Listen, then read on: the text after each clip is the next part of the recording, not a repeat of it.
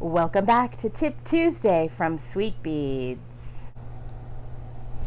Hey everybody, welcome back to Tip Tuesday from Sweet Beads in Las Vegas. I am Shae, I'm your host, and it's been a while since I've seen you, and I apologize, but I have been working on a book for the last year. It's tentatively titled Shades of the Southwest. It'll be out in spring of 2020 from a division of Penguin Random House. So I'm very excited about that, but it has taken up my last year. That's why I've been sort of incognito. I am back. I'm ready to bead. Yay! So excited. Just got back from Bead Fest Philadelphia, which is a wonderful experience. Love it every year. Can't wait to go back next year. And what I learned this year was from a lot of my students is there's still people out there who don't know or understand basic stitches.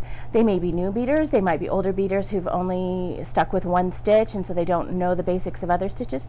So we're going to go back to basics for a few weeks, and this week is ladder stitch, and just ladder stitch, and nothing but ladder stitch. So let's get started. For a typical ladder, we are going to start with, it's going to be a single bead ladder, so we start with 2 beads. Okay, you start with double the amount of what you want, because each one is a rung. We're going to bring them to the end of our thread. Whatever our pattern says, that's how much tail you would leave. And we're going to go back through the beads again. Now, my thread is going up to the ceiling, so my needle wants to go up to the ceiling. Needle chases thread. Bring that through. And then what you want to do is kind of cross your tails. So you'll cross your working thread with your tail thread. And what that'll do is make these little guys sit like good little soldiers next to each other, okay? And I'm going to reinforce this by going back up the first one and back down the second one again. You can't really over reinforce things usually, especially a base, and we really do want these to sit nicely together. To continue on, for every more other rung of this ladder, we're going to pick up a bead.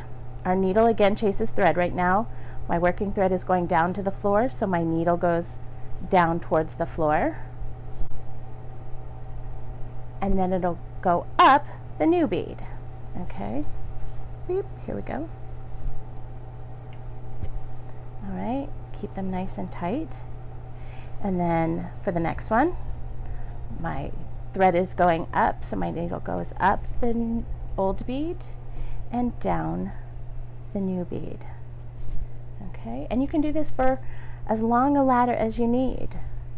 So again, now my thread's going down, my needle goes down the old bead, and I'm caught on my camera, down, and it'll go up the new bead. And that's the basics of ladder stitch. You would keep doing this for as long as you want. Now that's a single bead ladder. You can do multiple bead ladders. It just depends on what your pattern calls for. So a lot of times a 2 or 3 bead ladder would not be uncommon. Let's do 3. So I'm going to pick up twice as many. 2, 3. I'm going to go through them again. Again, my thread is going up, so my needle wants to go up. Needle chases thread. One of my favorite Shaeisms.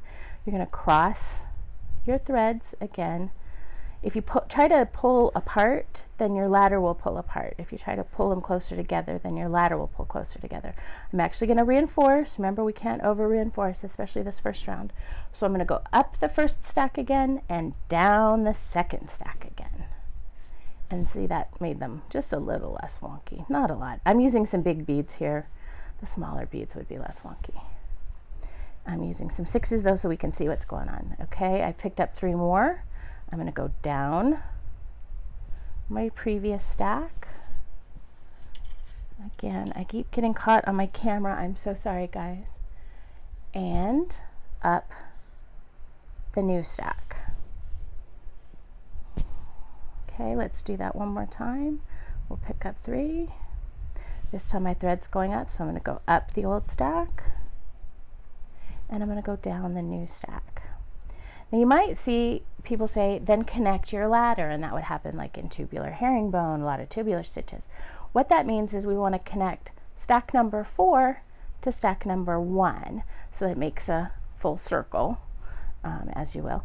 So what we would do is my thread is coming down stack 4, so it's going to go up stack 1, And I'm using some crystal thread. I should have used darker thread so you could see this. I'm sorry. But there's my little loop of thread there. And then I would come back down that 4th stack again. And I'm hoping you can see it. There's this little loop of thread and there's this loop of thread. And if I pull those 2 loops tight, they pull that into a little stack.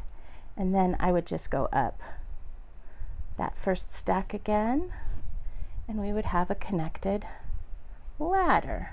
Okay, so there's a connected ladder.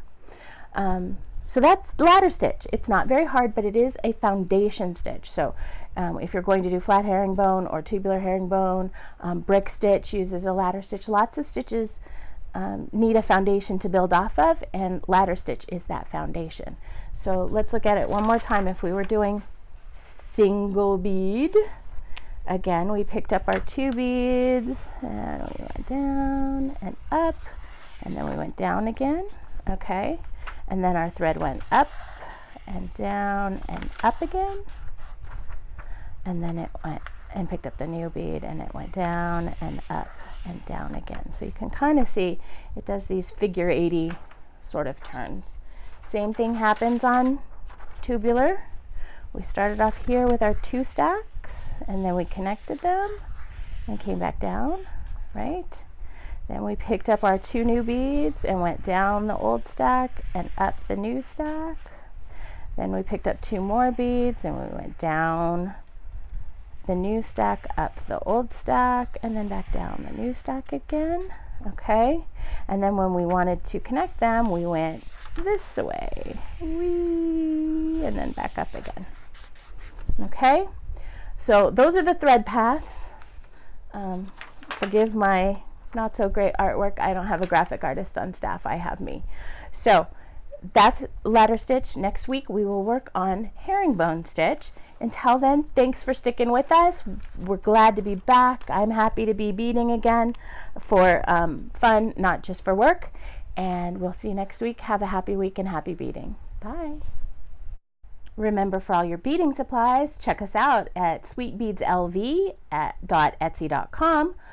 We're on Twitter and Instagram at sweetbeadslv and on Facebook /sweetbeadslv.